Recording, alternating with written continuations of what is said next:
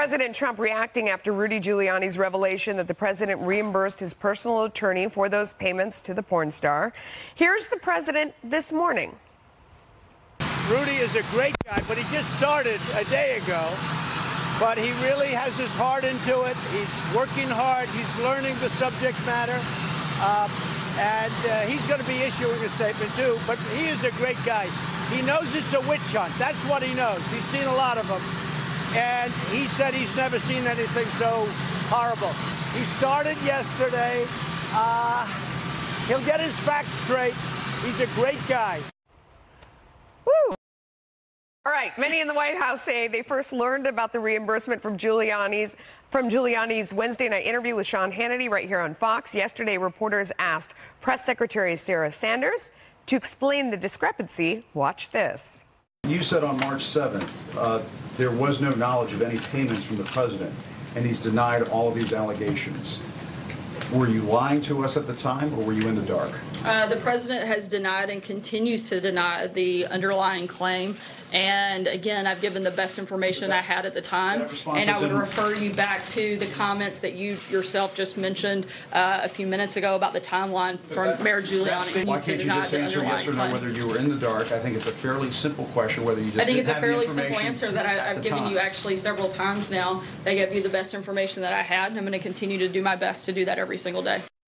So there's that. And then the president saying today a full list is going to be coming out detailing what the Cohen retainer was spent on. Wow. I know I fell off my chair in my office watching that. Guy, what did you think? Well, for the president to have his new lawyer come out and mount a new defense on the Stormy Daniels stuff all over television, particularly on this network, and then Trump comes out a day or two later and says, well, he's new here, he'll get his facts straight. It's not usually the order that you want to do things in. And now we're learning, and I think Trump alluded to it briefly in that scrum, he said that Rudy is going to put out a new statement clarifying his previous statements that were supposed to be clarifying of this whole situation. This is not going well.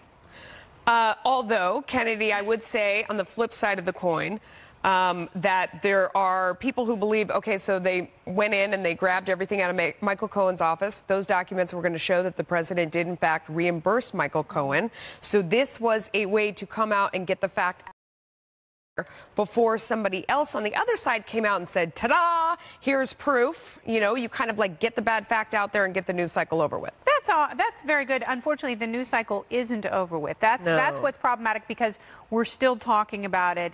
It's day 3. There are clarifications. There are tense exchanges with the press. And all of this is, as you know, a huge distraction from some very pressing matters at hand. And I'm sure everyone in the White House wants to get past this. I think the best way to do that is to not come up with a new set of facts when they become convenient, or when there is a set of facts that is going to make light.